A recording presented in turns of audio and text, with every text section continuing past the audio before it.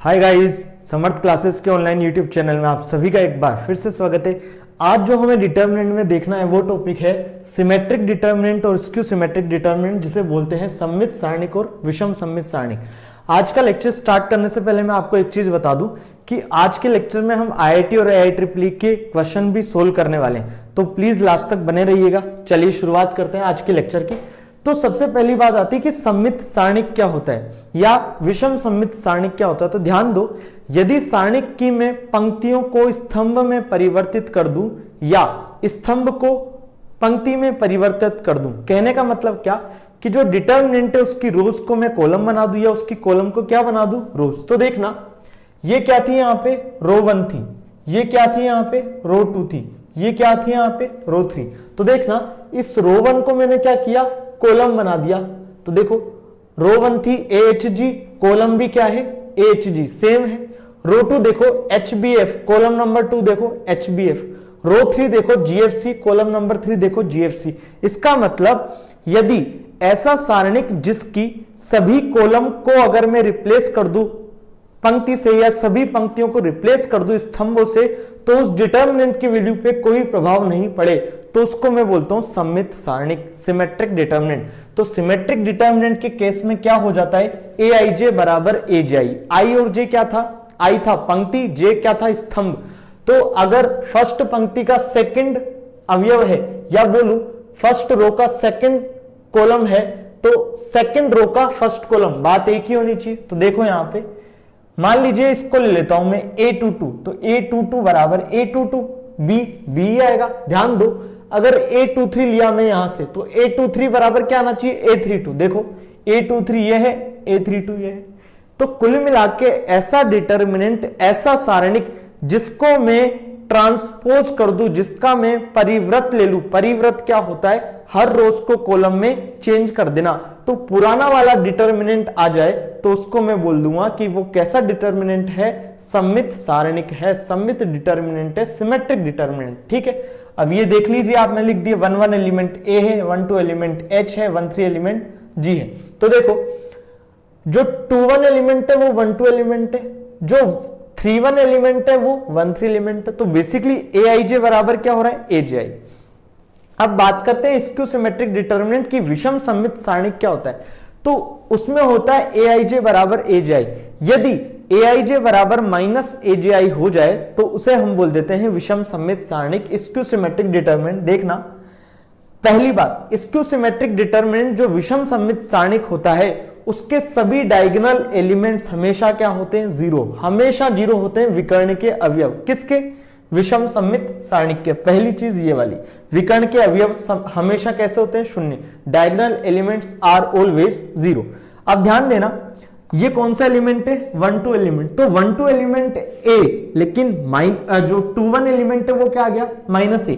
Basically minus से multiply हो गया। या यूं देखो, रो 1 क्या है, 0AB, इसको कॉलम में बनाऊंगा तो 0AB आना चाहिए था। तो यहां पे क्या आ रहा है, 0, -A, -B। It means minus से मल्टीप्लाई हो गया, और माइनस से मल्टीप्लाई हो गया तो वह कैसा हो गया, स्क्यू सिमेट्रिक डिटर्मिनेंट। अब ध्यान दो कि जब भी हमारा कोई क्वेश्चन आएगा और वहां पे डायगोनल एलिमेंट्स, विकर्ण के अवयव कहीं ना कहीं 0 हो जाएंगे, तो हमारे दिमाग में ये बात चलनी चाहिए कि ये क्वेश्चन स्क्यू सिमेट्रिक डिटर्मिनेंट विषम सममित सारणिक हो सकता है या नहीं हो सकता। अभी हम एक IIT के क्वेश्चन करेंगे तो उससे आपको कंसेप्ट पूरा समझ आ जाएगा। ठीक है, तो सिमेट्रिक डिटर्मिनेंट देख लिया, विषम सममित सारणिक देख लिया। कुल मिला के इनकी समरी दे दूं मैं आपको। अगर मैं सारणिक का ट्रांसपोज ले लूं, सारणिक के ट्रांसपोज से मतलब क्या, रो को कॉलम बना दूं, कॉलम को रो बना दूं और कोई चेंजेस नहीं आए तो उसको बोल दूंगा सममित सारणिक। और चेंजेज आ जाए माइनस साइन के साथ तो उसे मैं बोल दूंगा विषम सममित सारणिक। तो सममित सारणिक में होता है AIJ बराबर AJI, विषम सममित सारणिक में होता है AIJ बराबर -AJI। और एक और खास बात कि इसके डायगोनल एलिमेंट्स हमेशा कैसे होते हैं, 0 होते हैं।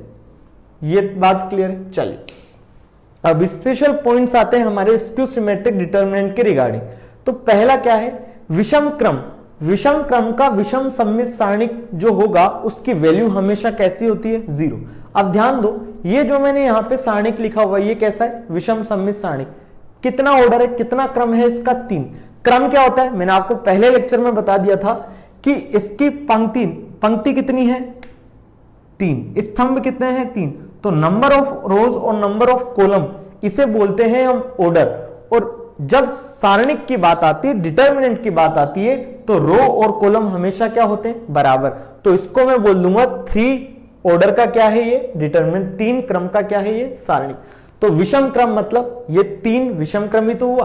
तो विषम क्रम का विषम सममित सारणिक जो होगा उसकी हमेशा वैल्यू कैसी होती है, 0। अब इसको आप अगर सोल्व करोगे तो ये हमेशा क्या देगा आपको, 0 वैल्यू। ठीक है। सेकंड बात, समक्रम। अगर यही मैं बनाता विषम सममित सारणिक 2 ऑर्डर में, 4 ऑर्डर में, 6 ऑर्डर में, तो जो समक्रम का विषम सममित सारणिक होता है उसकी जो वैल्यू होती है वो हमेशा कैसी होती है, परफेक्ट स्क्वायर। परफेक्ट स्क्वायर बोले तो 4 हो सकती है, 9 हो सकती है, 16 हो सकती है। समझ में आता है आपको परफेक्ट स्क्वायर? तो सिंपल सी बात है कि value of skew symmetric determinant of even order is always a perfect square. ये आपको पूरे पॉइंट क्लियर हो गए। अब हम क्वेश्चन करने वाले हैं। आज हम क्वेश्चन ही क्वेश्चन देखेंगे प्रीवियस ईयर में आए हुए आईआईटी और एआईट्रिपल के। चलिए, अगर आपने अभी तक हमारे चैनल को सब्सक्राइब नहीं किया तो सबसे पहले चैनल को सब्सक्राइब करिए, बेल आइकन दबाइए, और बाकी आप हमारे किसी भी सोशल प्लेटफॉर्म पे जुड़ सकते हैं, उनकी लिंक हमने डिस्क्रिप्शन बॉक्स में दी हुई है। चलिए, आज का जो पहला क्वेश्चन है उससे हम आज की जो क्लास है उसकी शुरुआत करते हैं। पहला क्वेश्चन आपकी स्क्रीन पे देखो क्या दिया हुआ है। पहली क्वेश्चन में हमें दिया हुआ है a plus B plus C बराबर कितना, पाई। पाई मतलब 180 डिग्री। और हमसे क्या पूछा है, tan of a plus B plus C. उसके बाद पूछा है हमसे sine of a plus B, और क्या पूछा है हमसे, cos a 0 cot b minus का कोस a साइन c, यहां आ जाएगा sine a plus B plus C, यहां आ जाएगा कोट a प्लस सी। यही तो दिया हुआ है। और हमसे क्या पूछा है, इसकी वैल्यू पूछा है। ये गिवन है और इसकी हमने वैल्यू पूछा है। ध्यान दो, यदि a plus B plus C बराबर पाई है तो a प्लस बी बराबर क्या हो जाएगा, पाई माइनस सी। सिंपल सी बात है। तो देखना, इसको मैं सोल्व करूंगा तो यहां पे क्या आएगा, a plus B plus C pi है, तो tan of a plus B plus C क्या हो जाएगा, 10 पाई। यहां लिख देते हैं 10 पाई। इसको क्या लिख सकता हूं, साइन पाई माइनस सी, हाँ कि ना। इसको क्या लिख सकता हूं, एज इट इज कोस ए ही रहने दिया, हाँ कि ना, कोई दिक्कत नहीं है। यहां देखो, इसको क्या लिख दिया मैंने, साइन सी। इसको क्या लिखा मैंने, साइन पाई, क्योंकि a प्लस बी प्लस सी कितना है, पाई के बराबर। इसको मैं क्या लिख दूंगा, इसे मैं लिख दूंगा cot of pi minus B, क्योंकि a plus B plus C बराबर पाई है, तो a प्लस सी बराबर क्या हो जाएगा, पाई माइनस का b। ठीक है, ये स्मॉल दे रखा है। ठीक है, a प्लस बी प्लस सी, या वहां पे कैपिटल है तो यहां पे भी कैपिटल होंगे। ठीक है, वो कर लीजिएगा आप। ये स्मॉल था सब कुछ। ठीक है, तो ये हो गया। यहां क्या आ जाएगा, माइनस का कोस a कोट b 0। अब इतना बड़ा क्वेश्चन आया और हमें डायगोनल एक दिख गया क्या, 0। तो हम सबसे पहले ये देखने की कोशिश करेंगे कि इसके बाकी जो दो डायगोनल एलिमेंट्स है वो क्या 0 हैं, विकर्ण के अवयव 0 हैं। तो हम जानते हैं कि tan पाई कितना होता है, 0। tan 180 डिग्री कितना होता है, 0। तो देखो ये क्या बन गया, 0। साइन पाई कितना होता है, 0 ही तो होता है, तो 0। ये 0 हमने एज इट इज लिख दिया। यहां क्या लिख दिया, माइनस का कोस a, यहां cot b as it is लिख दिया। यहां आ गया साइन c, यहां आ गया कोस a। अब इन दोनों को सोल्व करना है हमें कि इन दोनों की वैल्यू क्या होगी। तो ये थोड़ा ट्रिग्नोमेट्री का खेल है। देखो कैसे, यहां से हम एंगल स्टार्ट करते हैं। ये होता है 0 डिग्री, ये होता है 90 डिग्री, ये होता है 180 डिग्री, ये होता है 270। जब एक राउंड कंप्लीट हो जाता है तो ये 360 डिग्री। ठीक है, सब 11th क्लास में आप पढ़ चुके हैं। यहां पे हम बोलते हैं A, यहां पे बोलते हैं S, यहां पे बोलते हैं T, यहां पे बोलते हैं C। All student take coffee, trick पढ़ी थी आपने, C से निकल के आता था हमारा कोस और सेक कैसे रहेंगे, पॉजिटिव, रिमेनिंग कैसे रहेंगे, नेगेटिव। यहां पे क्या निकल के आता था, ऑल कैसे रहेंगे, पॉजिटिव। यहां क्या निकल के आता था, साइन और कोसेक हमेशा कैसे, पॉजिटिव, रिमेनिंग कैसे, नेगेटिव। यहां क्या निकल के आता था, टेन कोट पॉजिटिव, रिमेनिंग कैसे, नेगेटिव। अब ध्यान दो, यहां क्या है, साइन पाई माइनस सी। पाई माइनस सी का मतलब क्या, 180 माइनस समथिंग। तो देखो 180 माइनस समथिंग कौन से क्वाड्रेंट में, सेकंड क्वाड्रेंट में, और सेकंड क्वाड्रेंट में साइन कैसा होता है, पॉजिटिव, हाँ कि ना। और सबसे पहले जो भी हमारे ट्रिग्नोमेट्रिक रेशियोज होते हैं ये 180 डिग्री 360 डिग्री इन पे चेंज नहीं होते। अगर यहाँ पे 90 या 270 होता तो साइन कोस में कन्वर्ट हो जाता, टेन कोट में और सेक कोसेक में, लेकिन यहाँ पे 180 डिग्री। अब ये सब ट्रिग्नोमेट्री का कंसेप्ट है यहाँ पे, ठीक है। तो साइन पाई माइनस सी कौन सा क्वाड्रेंट, सेकंड क्वाड्रेंट, और सेकंड क्वाड्रेंट में साइन कैसा, हमेशा पॉजिटिव। तो यहां से ये कितना आ जाएगा, साइन सी, हाँ कि ना। यहां देखो cot pi minus B, cot pi minus B, pi minus B मतलब सेकंड क्वाड्रेंट, और सेकंड क्वाड्रेंट में कोट कैसा होता है, नेगेटिव, क्योंकि साइन और कोसेक पॉजिटिव, बाकी सब नेगेटिव। तो यहां आ जाएगा माइनस का कोट बी, हाँ कि ना, ठीक है। अब क्वेश्चन देखो, आप क्वेश्चन यही था, क्वेश्चन में यह माइनस साइन सी दे रखा था भाई, ये माइनस साइन सी क्वेश्चन में गिवन था, ठीक है। अब देखो, अभी हमने पढ़ा कि जो विषम सममित सारणिक होगा, स्क्यू सिमेट्रिक डिटरमिनेंट होगा, उसके डायगोनल एलिमेंट्स क्या होते हैं, जीरो। तो अगर हम दिमाग लगाएं यहां पे, तो इसके जो डायगोनल एलिमेंट्स है वो क्या हो रहे हैं, जीरो। अब हम चेक करेंगे कि स्क्यू सिमेट्रिक है या नहीं। तो देखो इसका जो 1 2 एलिमेंट है और ये 2 1 एलिमेंट, ये क्या है, दोनों अपोजिट, इसका मतलब अभी तक है। अगर इसका 1 3 एलिमेंट चेक करो और 3 1 एलिमेंट चेक करो तो ये भी क्या है, आपस में अपोजिट, इसका मतलब अभी भी है। 2 3 एलिमेंट और 3 2 एलिमेंट चेक करो तो ये भी क्या है, अपोजिट। और हम जानते हैं कि जो विषम सममित सारणिक होता था वो क्या होता था, उसके डायगोनल एलिमेंट्स जीरो होते थे और aij बराबर माइनस एजाई होता था। तो इसमें सब चीजें लग रही है, इसका मतलब ये क्या है, विषम सममित सारणिक।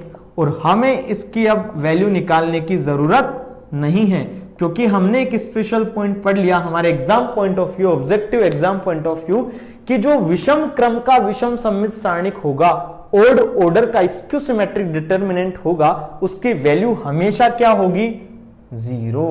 तो इसका आंसर क्या हो जाएगा, जीरो, ऑप्शन नंबर ए। तो इसका करेक्ट आंसर हो गया ऑप्शन नंबर ए, क्योंकि ये क्या था, विषम क्रम का विषम सममित सारणिक, ओड ऑर्डर का स्क्यू सिमेट्रिक डिटरमिनेंट था, इसलिए इसकी वैल्यू क्या हो गई, जीरो। इस क्वेश्चन में कोई डाउट नहीं था। चलिए नेक्स्ट क्वेश्चन अब जो करेंगे हम वो है AIEEE 2012 में आया हुआ, जिसे अब जेई मेंस के नाम से जाना जाता है। तो आप यूं भी कह सकते हैं जेई मेंस 2012 या AIEEE 2012। देखना कितना सिंपल सा क्वेश्चन है, और 4 मार्क्स आपके पके पकाए थे इस क्वेश्चन में। देखो क्या बोला है हमसे बोला है ए और बी समान क्रम के क्या हैं, मैट्रिक्स हैं, समान क्रम के वर्गाकार मैट्रिक्स हैं। A and B are the square matrix of same order. उसके बाद बोला है, हमें दिया है उसने ए स्क्वायर बराबर क्या, बी स्क्वायर, और दिया है ए स्क्वायर बराबर बी स्क्वायर है। तो देखना हमें दिया हुआ है ए स्क्वायर बराबर बी स्क्वायर ए, और एक चीज और दे रखी है हमें, क्या, ए क्यूब बराबर बी क्यूब, ठीक है। ये इक्वेशन नंबर 2, ये इक्वेशन नंबर 1। अब उसने क्यों बोला ए और बी समान क्रम के मैट्रिक्स हैं, वो केवल और केवल इसलिए बोला है कि जब हम पढ़ेंगे दो मैट्रिक्स जब आपस में मल्टीप्लाई होते हैं, दो अवयवों का गुणनफल होता है, तो वो तभी होता है जब पहले वाले की कॉलम दूसरे वाले के रो बराबर हो जाए। तो समान क्रम होगा तो उनका जो प्रोडक्ट होगा, गुणनफल होगा, वो पॉसिबल होगा, इसलिए उसने दिया है। तो वो मैट्रिक्स का पार्ट है। आप इस क्वेश्चन को अभी समझें कि ये हमें दोनों दिया हुआ है और हमसे पूछा है determinant of A square plus B square. सबसे पहले यही तो मुझसे पूछा है, हाँ कि ना। अब देखो अगर मैं यहां से इक्वेशन 1 माइनस इक्वेशन 2 कर दूं तो देखना क्या आएगा, ए स्क्वायर बी माइनस का ए क्यूब बराबर बी स्क्वायर ए माइनस का बी क्यूब, हाँ कि ना। देखो कॉमन क्या आ रहा है, इधर से कॉमन लूंगा तो ए स्क्वायर बी माइनस ए, यहां से कॉमन लूंगा बी स्क्वायर ए माइनस बी। ए और बी कैसे हैं, हाँ कि ना। देखो ए स्क्वायर मैंने कॉमन लिया तो यहां बी माइनस है, तो यहां पे क्या आ जाएगा माइनस, क्योंकि माइनस कॉमन लूंगा तभी तो ए माइनस बी बचेगा। तो ए माइनस बी से ए माइनस बी काट रहा हूं, इसका मतलब माइनस को बाहर निकालना पड़ेगा, हाँ की बात। ये बात समझ में आ रही क्यों हुआ, तो देखो यहां से आ गया माइनस ए स्क्वायर बराबर बी स्क्वायर, ठीक है। इसको मैं क्या लिख सकता हूं, ए स्क्वायर प्लस बी स्क्वायर बराबर 0। अब यहां पे ए और बी क्या थे, मैट्रिक्स थे, अवयव थे। तो अब ए स्क्वायर भी एक मैट्रिक्स होगा, तो दो मैट्रिक्स का जब समीशन 0 है तो उनका डिटर्मिनेंट भी क्या आएगा 0। बेसिकली होता है 0 मैट्रिक्स, नल मैट्रिक्स, जिसे हम पढ़ेंगे ऐसा मैट्रिक्स जिसमें सभी अवयव क्या हो 0। तो सभी अवयव 0 होंगे तो उसका डिटर्मिनेंट भी क्या आएगा 0। और हमसे यही पूछा था ए स्क्वायर प्लस बी स्क्वायर का डिटर्मिनेंट, तो ये आ गया मैट्रिक्स 0 है तो इनका डिटर्मिनेंट भी क्या हो जाएगा, ए स्क्वायर प्लस बी स्क्वायर का डिटर्मिनेंट बराबर डिटर्मिनेंट ऑफ 0। तो ए स्क्वायर प्लस बी स्क्वायर का डिटर्मिनेंट आ गया 0। ऑप्शन नंबर कौन सा, फर्स्ट। तो AIEEE में देख लीजिए आप किस लेवल का क्वेश्चन पूछा गया है। तो सिंपल सा है, जो क्लास में पढ़ा रहा हूं वही आपके आने वाला है। अभी हम थोड़ा बोर्ड को भी देख रहे हैं, थोड़ा जेई को भी देख रहे हैं। अभी जैसे ही बोर्ड के कंसेप्ट मेरे पूरे खत्म हो जाएंगे तो मैं आपके पास जेई की ही क्वेश्चन कराने वाला हूं, ठीक है। तो आप बस बने रहिए हमारे साथ, और जल्द ही आपके लिए समर्थ क्लासेस सवाई माधोपुर एक लॉन्च एंड्रॉइड ऐप लॉन्च करने जा रहा है। बस आपको थोड़ा साथ देना है समर्थ क्लासेस का, और वीडियो साथ के साथ देखते जाने। चलिए थर्ड क्वेश्चन, अब थर्ड क्वेश्चन देखना। थर्ड क्वेश्चन हमारा आया हुआ है IIT 2012 जेई एडवांस 2012 का क्वेश्चन है थर्ड क्वेश्चन। थर्ड क्वेश्चन में हमको क्या बोला है, हमें बोला है कि दो मैट्रिक्स P जिसको एलिमेंट शो करता हूं मैं AI जैसे, और ये कितना है 3x3 का। एक और एलिमेंट है Q, एक और मैट्रिक्स है Q जिसके एलिमेंट को मैं BI जैसे शो करता हूं, और वो भी क्या है 3x3 का मैट्रिक्स है।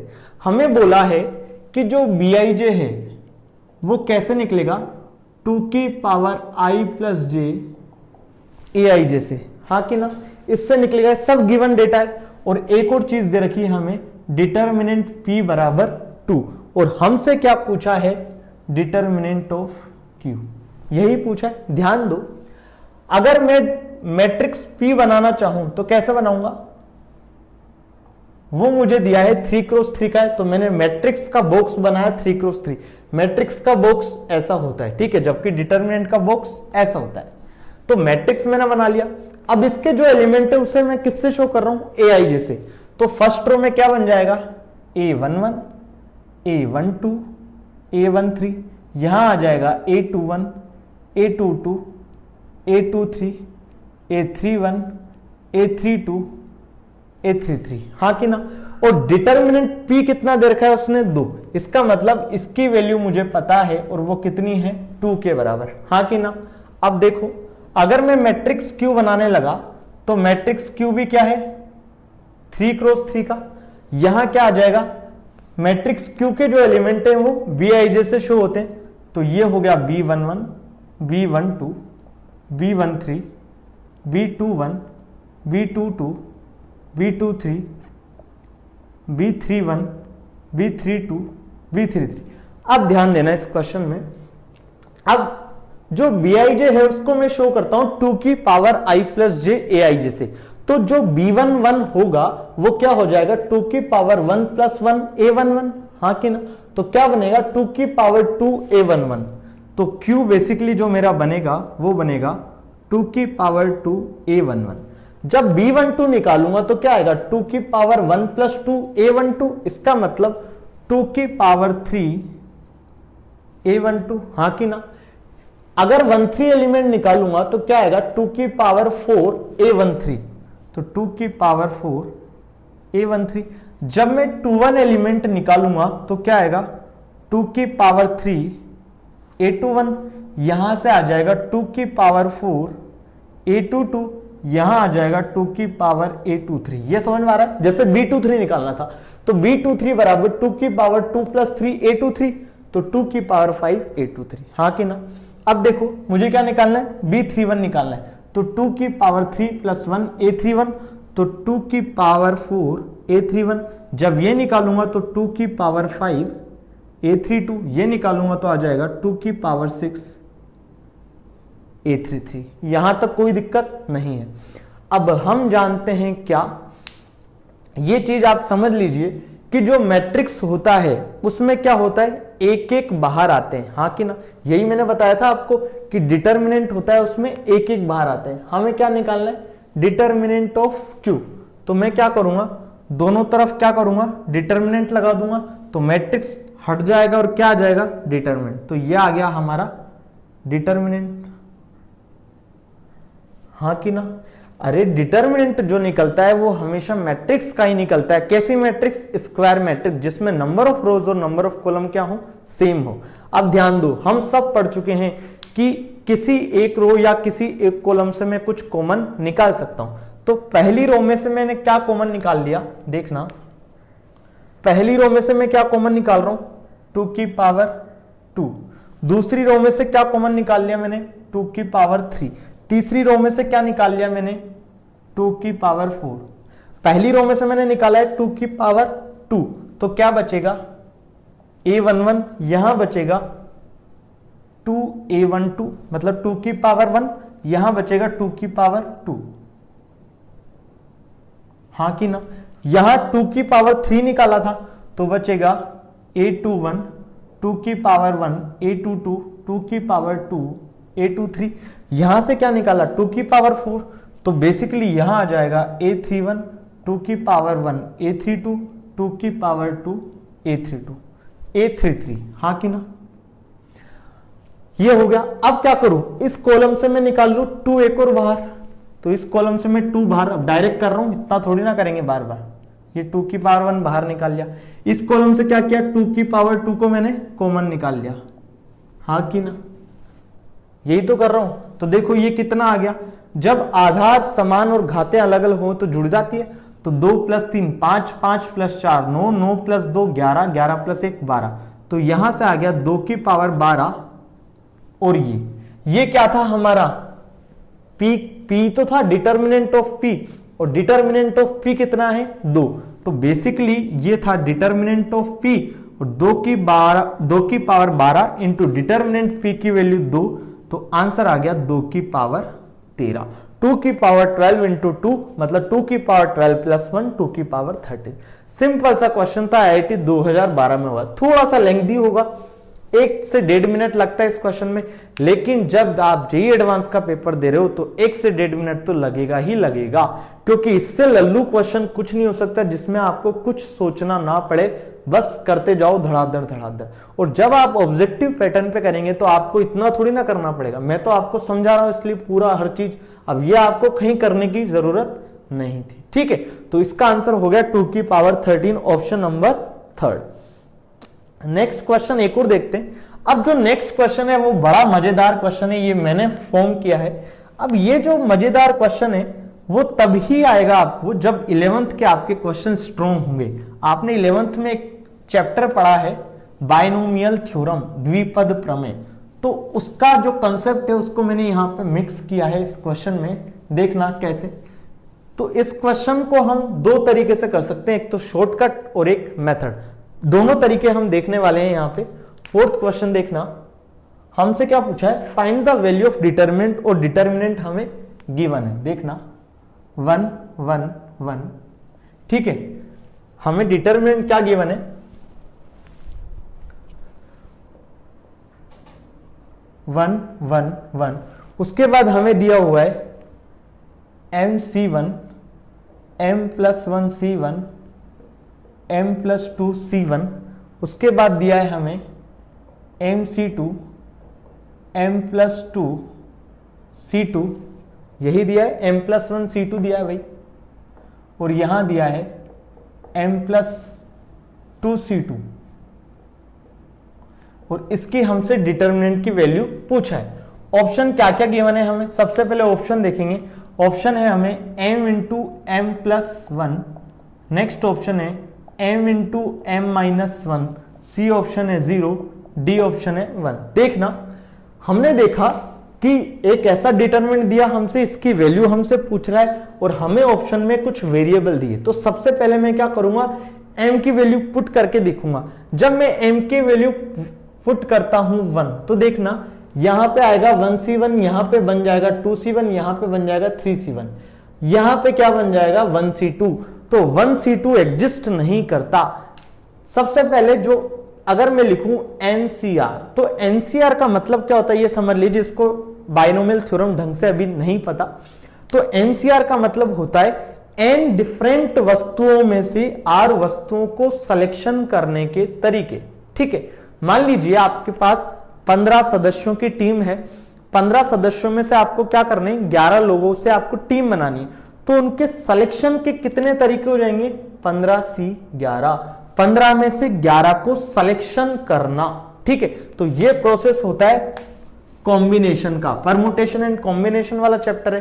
फिर जो आएगा इसमें एक बाइनोमियल का कंसेप्ट भी आएगा, तो दोनों कंसेप्ट मिक्स है इस क्वेश्चन में। ठीक है, तो m बराबर 1, क्या एक व्यक्ति में से दो व्यक्तियों को चुन सकते हो, एक चीज में से दो व्यक्तियों को चुन सकते हो, नहीं चुन सकते। इसका मतलब m बराबर 1 इसमें हम पुट नहीं कर सकते, तो हम दूसरा पुट कर देंगे। m बराबर क्या कर देंगे, 2 पुट कर देंगे। देखो 1 1 1, 2c1, 3c1, 4c1, 2c2, 3c2, 4c2, हाँ कि ना। देखो इनको तरीका क्या है, nc1 हमेशा होता है n, तो 2c1 हो जाएगा 2, 3c1 हो जाएगा 3, 4c1 हो जाएगा 4। देखना क्या हो गया, 1 1 1, 2 3 4। जब भी आपको मान लीजिए आपको सोल्व करना हो 5c3, तो कैसे सोल्व करेंगे, हमको 5 से लेके 1 तक आना होता है, 3 से लेके 1 तक आना होता है। अब यहां पे क्या है 3, तो मैं आपको सिंपलेस्ट तरीका बता रहा हूं, शॉर्टकट बता रहा हूं, वरना इसका प्रोसेस भी है। प्रोसेस क्या है, प्रोसेस ये बोलता है NCR बराबर factorial n upon factorial n minus r factorial r। लेकिन उस प्रोसेस में हमें जाने की जरूरत नहीं, जब सिंपल हो रहा है। 5c3 को क्या लिख सकता हूं, 5 into 4 into 3 divided by 3 into 2 into 1। देखिए 5c3 था तो नीचे क्या था 3, तो 5 को घटते हुए 3 बार लिख दो, 5 4 3, 1 2 3 हो चुका है, और नीचे 3 2 1। इसको सोल्व कर लो, आंसर आ जाएगा। मान लीजिए मेरे को करना होता 4c3, तो क्या करता 4 गुणा 3 गुणा 2, देखो 1 2 3 बार लिख दिया, उसके बाद 3 गुणा 2 गुणा 1। मान लीजिए मेरे को करना होता 6c2, तो क्या करता 6 गुणा 5, 2 गुणा 1, हाँ कि ना। सोल्व करते हैं, आंसर आ जाता। तो 2c2 को सोल्व करके बताओ मेरे को, इससे क्या आ जाएगा, 2 गुणा 1 और 2 गुणा 1, तो बेसिकली 1 आएगा। 3c2 को सोल्व करके बताओ, तो 3 गुणा 2, 2 गुणा 1, तो क्या आएगा 3। 4c2 को सोल्व करो तो 4 इंटू 3, 2 गुणा 1, तो कितना आएगा 6। अब इसे सोल्व करना कोई बड़ी बात है क्या, नहीं है।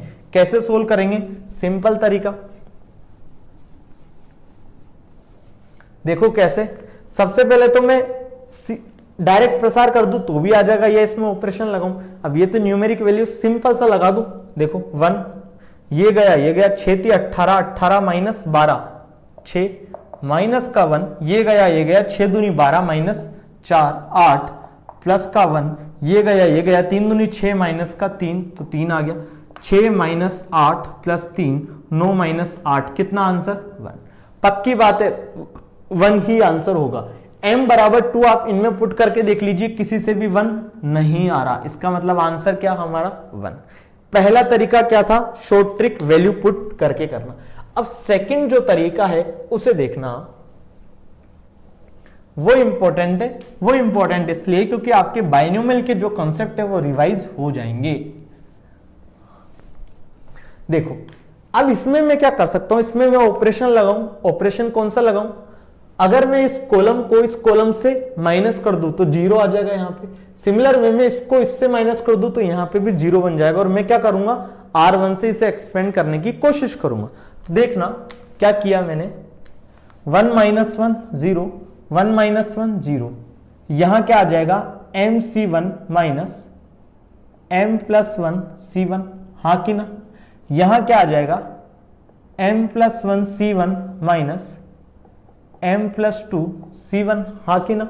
यहां क्या आ जाएगा MC2 minus M plus 1 C2, यहां क्या आ जाएगा M plus 1 C2 minus M plus 2 C2। हमने क्या किया, कॉलम 1 को रिप्लेस कर दिया कॉलम 1 माइनस कॉलम 2, और कॉलम 2 को रिप्लेस कर दिया कॉलम 2 माइनस कॉलम 3। क्या कॉलम 3 में कोई चेंजेस हुआ? नहीं हुआ, तो एज इट इज लिख देंगे 1 M प्लस 2 C1, यहां आ जाएगा M प्लस 2 C2, कोई प्रॉब्लम नहीं है। अब ध्यान देना, हमने ये चीज पढ़ी थी NCR प्लस NCR माइनस 1 बराबर, छोटा लिख देता हूं। अब ये आपको पता होती तो इस क्वेश्चन को सिंपल कर लेते। क्या हम जानते हैं NCR प्लस NCR माइनस 1 बराबर N प्लस 1 CR, तो दिस माइनस दिस बराबर क्या हो जाएगा, दिस। ये भी कर सकता हूं, तो देखो, इसलिए NCR minus N plus 1 CR बराबर NCR माइनस 1। तो ये वाली जो प्रॉपर्टी है सेकंड वाली वो लगेगी। अब वो इससे लगेगी, तो आपको अगर ये चीज पता थी द्विपद प्रमेय की, तो आप इस क्वेश्चन को सिंपल कर सकते थे। देखना क्या हो जाएगा, 0 0 1। देखो रखो MC1 minus M plus 1 C1, हाँ कि ना। तो क्या बन रहा है MC1 माइनस 1 मतलब MC0, तो इसकी जगह मैं क्या लिख दूंगा MC0, ठीक है। उसके बाद देखो M plus 1 C1 minus M plus 1 plus 1 मतलब M प्लस 2 C1, तो क्या आ रहा है यहां पे M प्लस 1 C1 माइनस 1 मतलब यहां बन जाएगा M प्लस 1 C0। ये चीज क्लियर हुई कि ये क्यों बना है M प्लस 1। अरे यार n की जो वैल्यू थी उसे M प्लस 1 से रिप्लेस कर दो एक बार, तो M plus 1 C1 minus M plus 1 plus 1 M plus 2 ही तो आ रहा है। R बराबर 1 हो गया, n बराबर क्या हो गया M प्लस 1, तो यहां आ जाएगा M प्लस 1 C1 माइनस 1 मतलब M प्लस 1 C0, हाँ कि ना। अब देखो यहां तो कोई चेंजेस है ही नहीं, तो ये तो एज इट इज लिख दो M प्लस 2 C2, ठीक है। यहां क्या हो जाएगा MC2 minus M plus 1 C2, तो यहां आएगा MC2 minus 1, it means MC1। अब देखो M plus 1 C2 minus M plus 2 C2, तो M प्लस 1 C2 माइनस यहां क्या आ गया M प्लस 1 मतलब M प्लस 2 C2, तो यहां आ जाएगा M plus 1 C2 minus 1, it means M plus 1 C1, कोई प्रॉब्लम नहीं है। और इसकी जगह एज इट इज, ठीक है, यहां C1 था। अब आपको भी पता चल रहा होगा कौन सा तरीका अच्छा था, जो शॉर्टकट अपनाया। तो जब भी ऑब्जेक्टिव आपका पेपर होता है तो हमें तो शॉर्टकट पे जाना है। अगर जब भी हमें जो ऑप्शन है हमारे वेरिएबल की फॉर्म में दिखे तो हम क्या करेंगे, चाहे अर्थमेटिक हो चाहे बायनॉमियल, कोई सी भी एलजेब्रा हो, सबसे बढ़िया है n बराबर 1 या n बराबर 2 पुट करो, कोई भी वैल्यू निकालो, उसको ऑप्शन में डालो और वैल्यू जो भी टिक कर रही है वही हमारा क्या हो जाएगा, आंसर। लेकिन हम चाह रहे हैं कि एक बार हम उसका तरीका भी देख ले, तो मैं आपको तरीका बता रहा हूं, ठीक है, वरना हम आंसर इसका पहले निकाल चुके हैं। अब देखो, अब क्या कर दूंगा मैं, इसको एक्सपेंड कर दूंगा। तो किससे करूं, रो 1 से एक्सपेंड कर दूं, तो प्लस माइनस प्लस मतलब आंसर क्या आएगा 1, ये गया, क्या बचा MC0 into M plus 1 C1 minus this into this, तो यहां आ गया MC1 into M plus 1 C0, हाँ कि ना। अब ध्यान देने योग्य बात क्या है, अगर मैं NC0 निकालूं तो NC0 क्या आ जाएगा, factorial n upon factorial n minus 0 factorial 0, factorial 0 होता है 1, n माइनस 0 मतलब n, तो बचा क्या 1। तो सिमिलर वे में जब मैं MC0 निकालूंगा तो इसकी वैल्यू क्या मिलेगी मुझे 1, हाँ कि ना। सिमिलर वे में जब मैं M प्लस 1 C1 निकालूंगा तो इसकी वैल्यू क्या मिलेगी देखना। अगर मैं NC1 निकालता तो क्या मिलता, factorial n upon factorial n minus 1 factorial 1, हाँ कि ना। ये फैक्टोरियल 1 होता है 1 तो कोई दिक्कत नहीं थी। इस फैक्टोरियल n को मैं क्या लिखता, n into factorial n minus 1 और नीचे फैक्टोरियल n माइनस 1, ये कट जाता तो आंसर क्या आता, n। कब, जब NC1 होता। यहां क्या है m प्लस 1 C1, तो इसकी वैल्यू क्या मिलेगी मुझे, m प्लस 1। सिमिलर वे में यहां MC1 है तो इसकी वैल्यू मुझेगी m। यहां पे है m प्लस 1 C0, तो ये भी हो गया हमारा 1। तो देखो यहां से कितना आया, 1 times of m plus 1 into 1, m plus 1 minus m into 1 m से m काट डाला, बचा क्या 1 इंटू 1, तो आंसर क्या आ गया हमारा 1। तो हमने पहले ही देख चुके हैं इस आंसर को कि इस क्वेश्चन का आंसर कितना आएगा 1। तो हमारा जो वो तरीका था वो 1 मिनट का तरीका था, वो जेई मेन जेई एडवांस में अगर इस टाइप के क्वेश्चन आते तो हम डायरेक्ट वेरिएबल की वैल्यू पुट करेंगे, आंसर आ जाएगा, वो था 1। लेकिन मैंने आपको ये जो पूरा प्रॉपर फॉर्मूला है, पूरा जो आपका तरीका है, वो क्यों बताया, वो केवल और केवल इस आइडेंटिटी की वजह से बताया, जिससे आपको ये आइडेंटिटी दोबारा रिकॉल हो जाए, दोबारा याद हो जाए। तो आई होप आपको ये पूरा वीडियो पसंद आ गया होगा। अगर आपने अभी तक हमारा चैनल सब्सक्राइब नहीं किया है तो चैनल को सब्सक्राइब कर लीजिए, बेल आइकन जरूर दबा दीजिए।